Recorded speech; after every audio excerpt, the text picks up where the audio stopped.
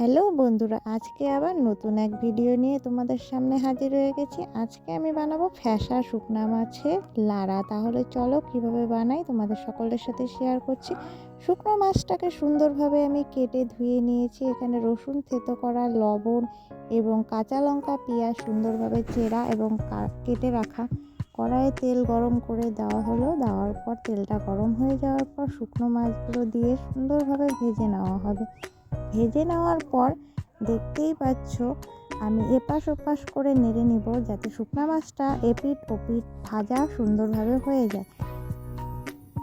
শুকনো মাছটা প্রায় আমার ভাজা হয়ে গেছে। এখন আমি তাতে দিয়ে দিব কেটে রাখা পেঁয়াজগুলো, দিয়ে সুন্দরভাবে নেড়ে নেব। নেড়ে নেওয়ার পর দিয়ে দিব কাঁচা মরিচগুলো কেটে রাখা, দিয়ে দেওয়ার পর থেতো করে রাখা রসুনগুলো দিয়ে দিলাম। দিয়ে সুন্দরভাবে আবার আমরা একটু পরিমাণ মতো লবণ দিয়ে দিব। দিয়ে দেওয়ার পর সুন্দরভাবে নেড়ে নেব। নেড়ে নেওয়ার পর দেখতেই পাচ্ছ অনেকটা সুন্দর লাগছে দেখতে। বন্ধুরা, এত সুন্দর বা এত টেস্টি হয়েছে শুকনা মাছের লাড়াটা, মানে জিভে জল এসে যায়। এখন আমি তাতে পরিমাণ মতো জল দিয়ে দিব। দিয়ে দেওয়ার পর ঢাকা দিয়ে দিব। একটু নেড়ে নিয়ে সুন্দরভাবে ঢাকা দিয়ে দিব শুকনা মাছগুলোকে।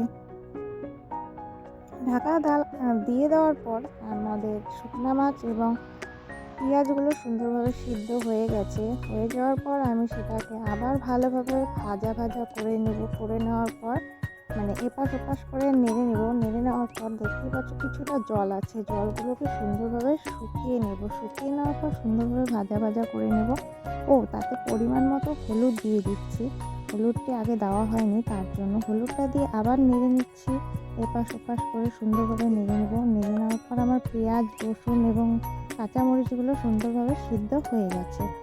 এখন আমি সুন্দরভাবে জাল বেশি করে বাড়িয়ে দিয়ে সুন্দরভাবে সেটাকে নেড়ে নেব। বন্ধুরা, দেখতেই পাচ্ছ কালারটা খুবই সুন্দর এসেছে, আর ভাজাও প্রায় হয়ে গেছে। আর একটু ভাজা করে আমি অন্য একটা পাত্রে নামিয়ে নেব। বন্ধুরা, দেখতেই পাচ্ছ আমি এখন অন্য একটা পাত্রে নামিয়ে নিয়েছি। শুটকি মাছটা দেখতে খুবই সুন্দর হয়েছে এবং খেতেও খুবই টেস্টি হয়েছে। বাড়িতে অবশ্যই তোমরা বানিয়ে ট্রাই করে দেখো বন্ধুরা, অবশ্যই ভালো লাগবে।